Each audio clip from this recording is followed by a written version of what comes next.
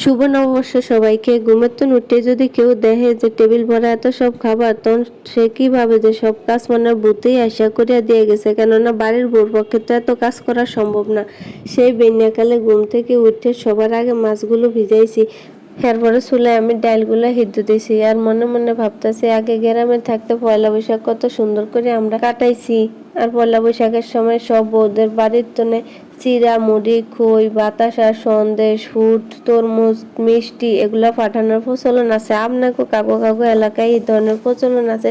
হ্যাঁ, অবশ্যই কমেন্ট করে জানাবেন। ডাল সিদ্ধ করা হয়ে গেলে আমি ওই কড়াইতে আবার আলু সিদ্ধ দিয়ে দিছি। এদিকে আমার ইলিশ মাছগুলো কুটা শেষ, তারপর আমি এগুলোরে নুন হলদি মাইকে রাখা দিছি এক পাশে। আর গরমে যেহেতু ভর্তা নষ্ট হয়ে যায়, এই জন্য আমি পেঁয়াজগুলোরে হালকা ভাজিয়ে নিয়েছি। আর যে কোনো ভর্তায় লাল মরিচ বা শুকনা মরিচ ছাড়া মজা হয় না, এই জন্য আমি সবসময় ভর্তাতে শুকনা মরিচ ব্যবহার করার চেষ্টা করি, এতে ভর্তাটা খুবই স্বাদ হয়।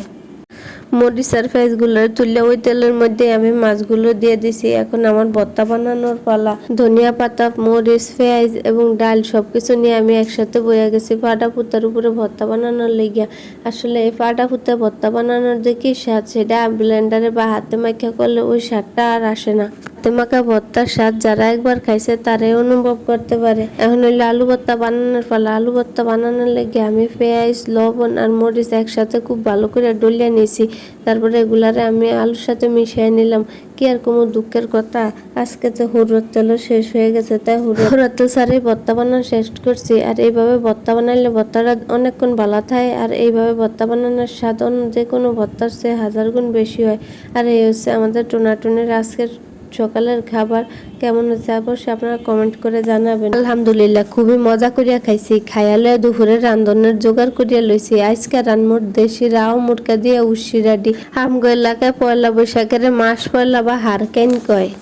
এই হারকাইনের দিনে দেশি মুরগা দিয়ে আর উশিরাডি দিয়ে রান্ধনের একটা প্রচলন আছে। আর আমি আজকে এই নিয়মটাই পালন করতে লইছি। যদিও এই মুরগি আর এই উশিরাডি আমার ফ্রিজেই ছিল, তাই ভাবলাম আজকেই রান্না করি, এই আর কি।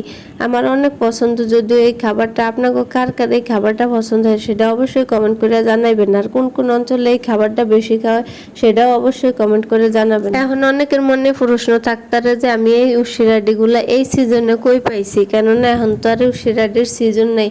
তাদের জন্য বলি, এই উশিরাডিগুলা আমি প্রসেসিং করে তারপর ডিপ ফ্রিজে রাখা দিছি, যাতে পরবর্তী সময়ে খাইতে পারি। সবশেষে রান্নাম লাউ চিংড়ি। আর এই লাউ চিংড়িটা আমার আর আমার জামার খুবই পছন্দের।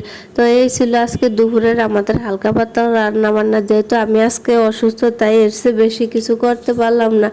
সবাই অনেক বেশি ভালো থাকবেন আর আমার জন্য দোয়া করবেন।